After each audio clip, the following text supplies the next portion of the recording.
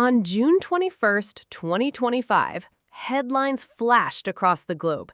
The United States had launched airstrikes against Iran. Within hours, a single question echoed in capitals from Washington to Beijing. Why? Was this about oil? Nuclear weapons? Was it about protecting an ally? Or was it something much bigger, a conflict decades in the making? To understand the strikes, you have to rewind the clock. This story doesn't begin in 2025. It begins in 1979 with the Iranian Revolution. A new government in Tehran rose to power, one deeply opposed to American influence in the Middle East. The U.S. responded with sanctions and support for Iran's regional rivals. For over 40 years, this hostility simmered. It wasn't a full-scale war, but a persistent rivalry, a shadow conflict, where both sides accused the other of violence and destabilization. The central point of friction, for years, has been Iran's nuclear program. Tehran has always insisted its ambitions are peaceful, for electricity, for medical research. But the United States, Israel, and others were never convinced. They saw a potential path to a nuclear weapon. International inspectors monitored Iran's facilities, but disputes over compliance and uranium enrichment levels created one diplomatic crisis after another. By 2025, Washington claimed the threat had become critical. They argued military action was the only way to damage facilities they believed could support a weapons program. Iran, of course, rejected this entirely, calling the attacks a blatant violation of its sovereignty. And then there's the other critical player, Israel. For Israel, the prospect of a nuclear-armed Iran is considered its greatest national security threat. The situation was already volatile.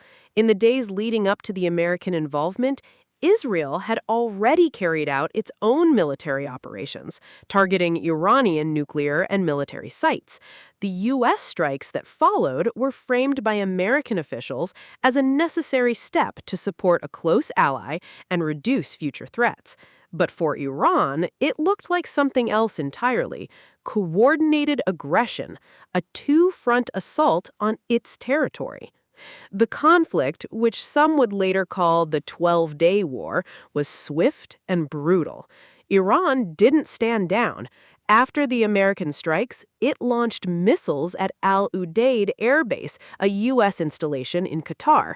The attack was largely symbolic. Iran reportedly gave advance warning to minimize casualties, but it was a clear message.